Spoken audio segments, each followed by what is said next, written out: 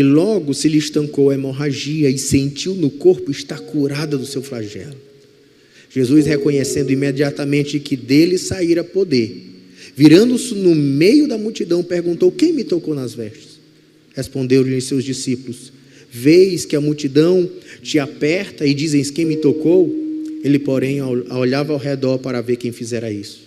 Então a mulher, atemorizada e tremendo, concisa do que nela operara, veio, prostrou-se diante dele e declarou-lhe toda a verdade. E ela lhe disse: filha, a tua fé te salvou, vai-te em paz e fica livre do teu mal. A história conta de uma mulher que vinha sofrendo de um fluxo de sangue. Esse era o problema dela. Era uma mulher que há 12 anos jogava sangue sem parar.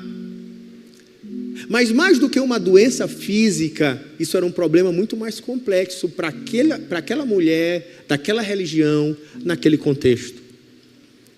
Na lei dos judeus, falava que uma mulher, quando estava nos seus dias, no fluxo de sangue, ela não poderia ir para as reuniões do judaísmo, no templo, nem fazer sacrifícios. Ela estava separada da presença de Deus, porque o templo representa a presença de Deus para os judeus naquele momento. Mais do que isso, o sangue era considerado da onde fluía a vida, e no caso, o sangue dela esvaindo-se representava a morte.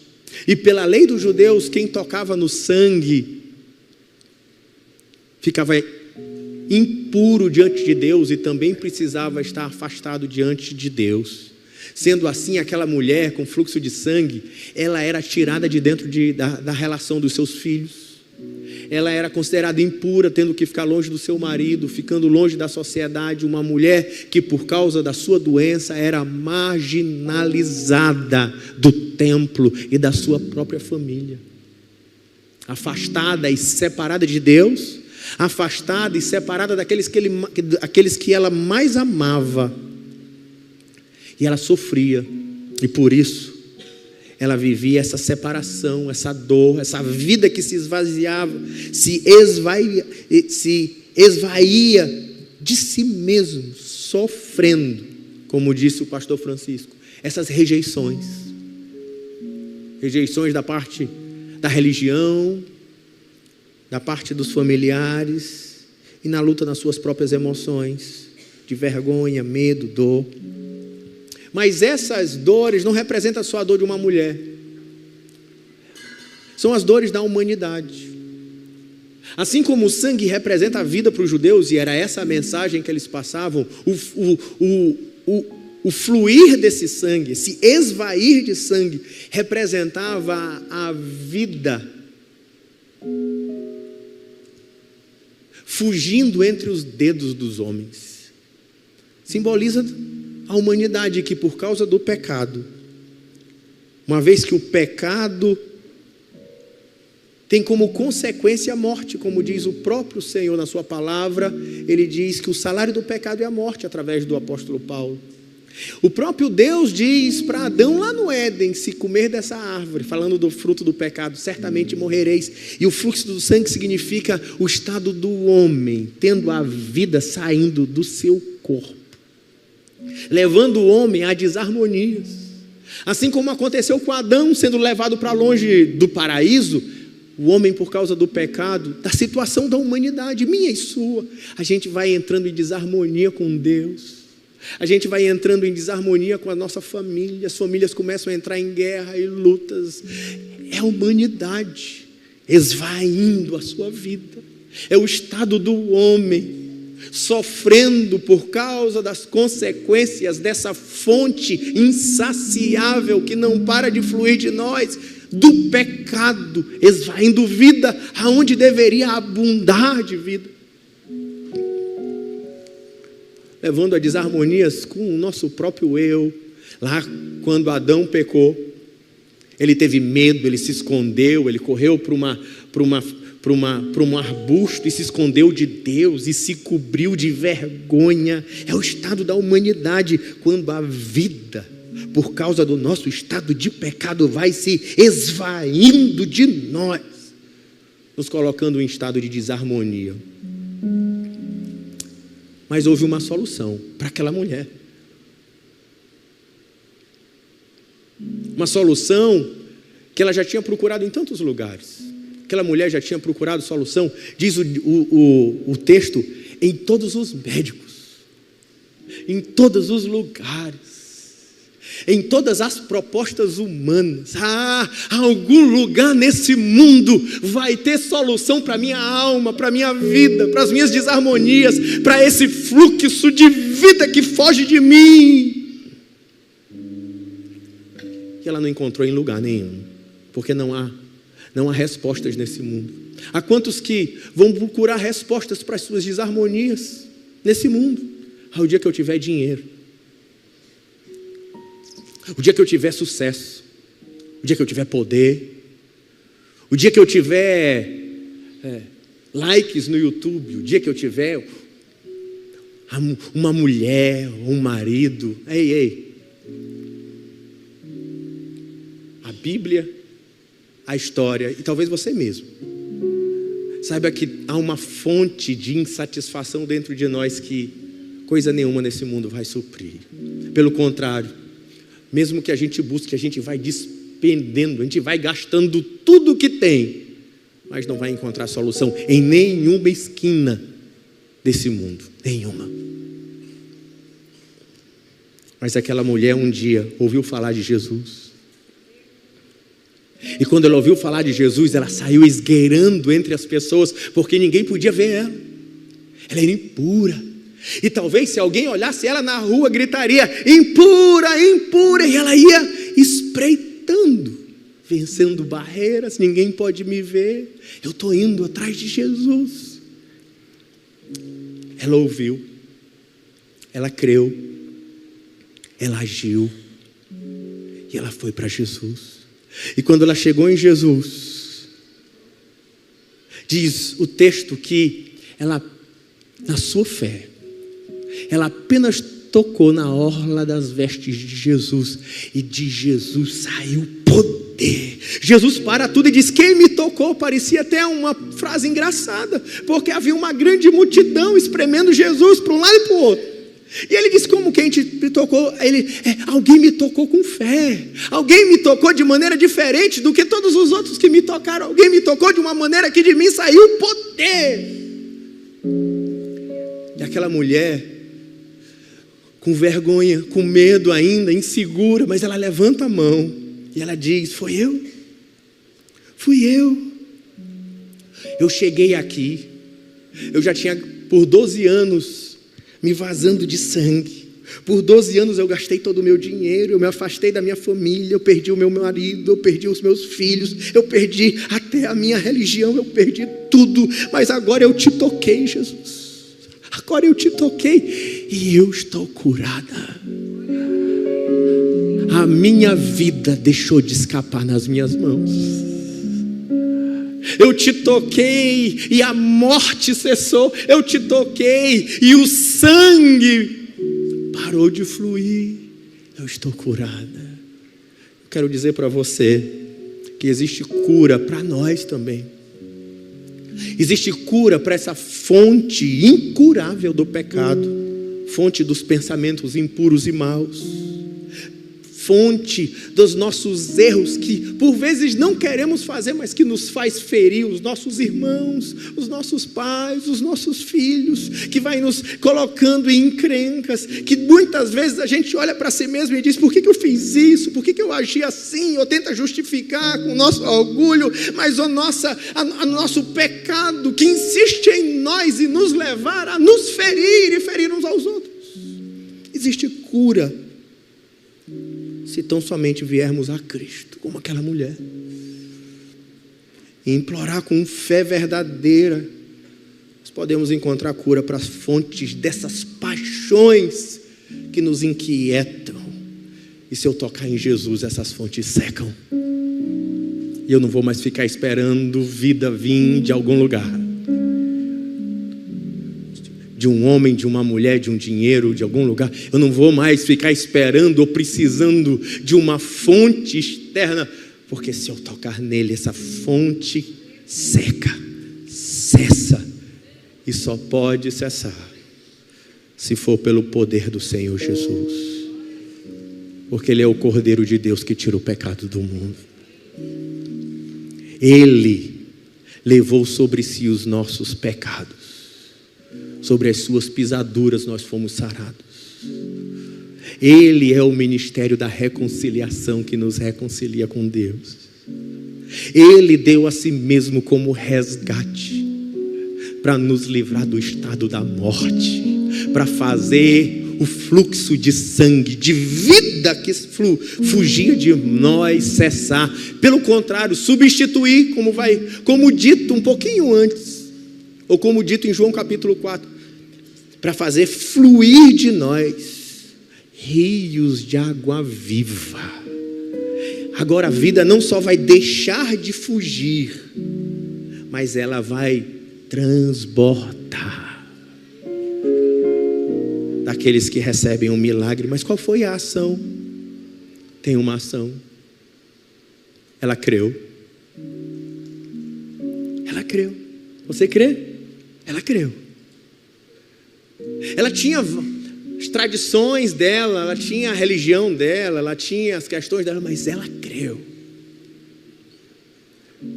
E por causa da impureza ou das questões religiosas, ela nem podia sair de casa, muito menos ir até Jesus, que era considerado um rebelde entre os judeus pelos fariseus. Mas ela creu e ela foi vencendo as barreiras e talvez preconceitos e lutas. Ela foi se esgueirando entre a multidão. Ela creu ao ponto que ela não chega orgulhosa, mas ela chega humilde, humilhada aos pés de Jesus, porque salvação não está nessa igreja, não é Maranata, não é ou igreja qualquer, é um nome, é um Deus, é uma pessoa, é Jesus. Ele é a resposta que o homem precisa, Ele é a cura para o coração do homem, Ele é a vida. Ela tocou, e você pode tocar nas orlas da veste de Jesus, se você crê hoje. E ela humildemente se achegou aos pés de Jesus, livre e espontaneamente. Ninguém a obrigou. Com sinceridade total, não pelos ritos ou pelas obrigações de uma religião, implorando, mas com certeza da fé. Aquela mulher foi curada. Mas hoje essa mensagem não é mais para ela, essa mensagem é para mim, é para você. Porque a gente orou. E talvez o problema fosse um problema de relacionamento a ser restaurado. Talvez o problema fosse um problema de enfermidade a ser curado. Eu não sei qual é o seu problema, mas eu posso dizer qual é o seu maior problema, segundo a Bíblia. Nosso maior problema é porque o estado de pecado da humanidade nos colocou em um estado de desarmonia, que só tem uma solução, que é Jesus. E quando a gente é curado por Jesus, mesmo nos problemas financeiros, há paz. Ainda que a gente quer que Deus restaure os nossos. Mesmo nos problemas de saúde, há descanso. Mesmo nos problemas familiares, Ele estará lá. Porque o maior milagre que a gente precisa é de salvação e vida eterna que só Jesus pode dar. Por isso eu queria fazer essa última oração no dia de hoje, convidando você a baixar sua cabeça comigo. E antes mesmo de eu levantar e conduzir essa oração, eu queria convidar você, na sua sinceridade, na sua individualidade, se for de sua vontade, fazer uma entrega ao Senhor Jesus, com as suas próprias palavras aí onde você está, de silêncio, na sua mente. Talvez dizendo: Senhor Jesus, eu me entrego a Ti. Senhor Jesus, eu quero, como aquela mulher, tocar na orla das Tuas vestes. Eu creio em Ti.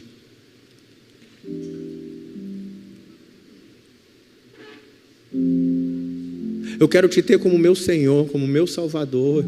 A minha fé está em Ti. Eu preciso da vida que o Senhor dá. Eu me arrependo do meu pecado. Eu preciso de Ti.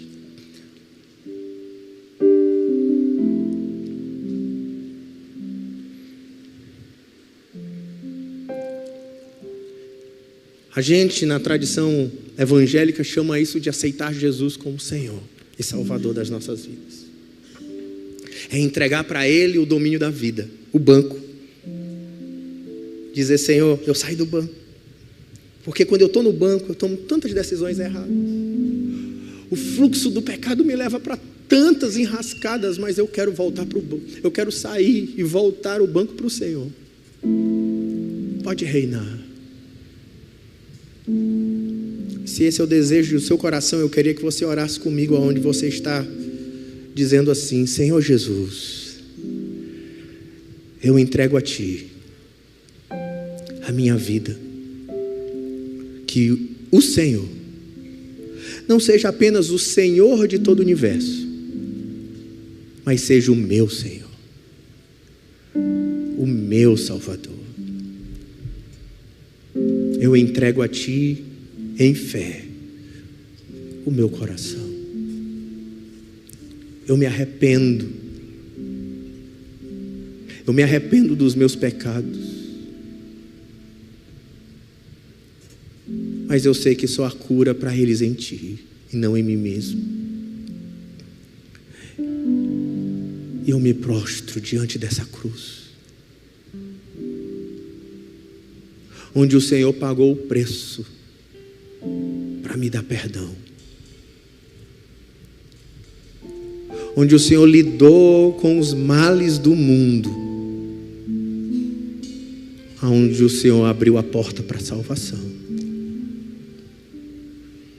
para fazer com que o fluir da morte pare de nós, de fluir de nós, mas a fonte de água viva seja implantada no nosso coração para jorrar para a vida eterna.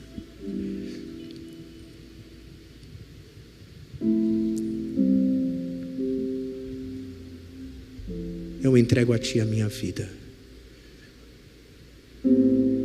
para que o Senhor não seja apenas uma religião, mas para que o Senhor habite em mim e reine sobre mim. Assim nós oramos em nome de Jesus.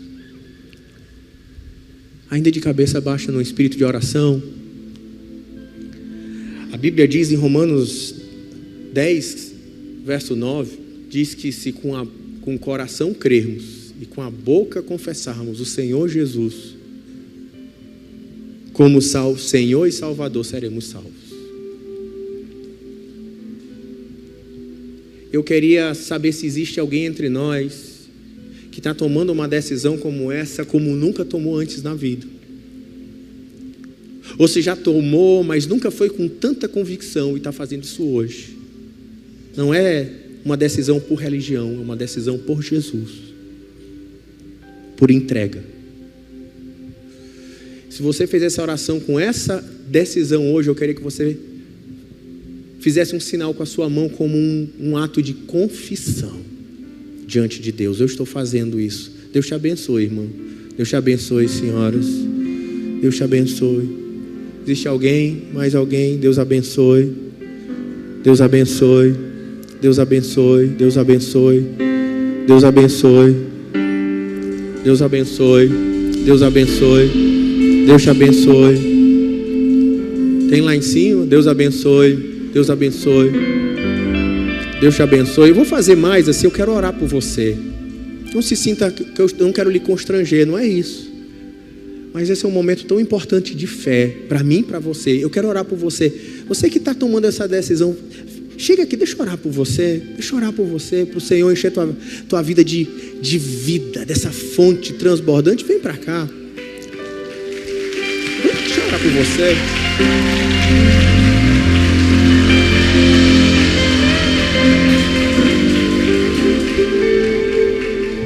Se é a decisão mais importante, não, de frente para mim mesmo, pode ficar de frente para mim, vou orar por você. Se é a decisão mais importante que você está fazendo na sua vida. Quando eu tomei essa decisão, eu sempre conto essa historinha, eu tinha 13 anos de idade. Eu me lembro, eu era um rapazinho. E era da idade da Camila, né? Que estava dançando aqui. E é uma coisa tão inexplicável, porque se parar para pensar, quais são as crises de um rapaz de 13, 14 anos? Eu sou uma criança, né? Mas um dia eu ouvi uma voz como essa chamando. E eu vim para frente em lágrimas, soluçando. E eu mesmo falava, para com isso, tu está passando vergonha. Mas eu sentia Deus me chamar. E talvez Deus está falando contigo aí. E você está nesse sentimento, eu sinto Deus me chamar. Não resista. Faça a entrega mais importante da sua vida. Entregue-se ao Senhor Jesus. Entregue-se ao Senhor Jesus. É o lugar onde fontes de água viva serão plantadas no seu coração. Eu vou orar. Se você quiser vir, vem. Ainda dá tempo. Eu vou orar por você. Eu vou orar por você. Eu entendo, às vezes, as barreiras, como aquela mulher teve que ir vencendo barreiras. E às vezes a gente luta com barreiras para tomar uma decisão assim por Jesus, porque muda muita coisa na estrutura da nossa vida, né? Tomar uma postura de fé.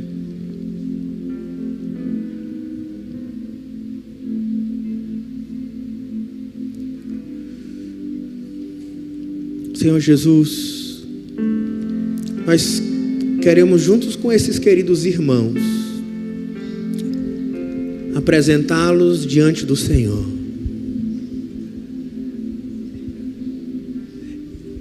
Diante de uma decisão, de um compromisso contigo, muito mais do que com a religião ou com qualquer uma, mas contigo, de te entregar o domínio da vida, de te levar numa relação num outro nível, numa outra dimensão.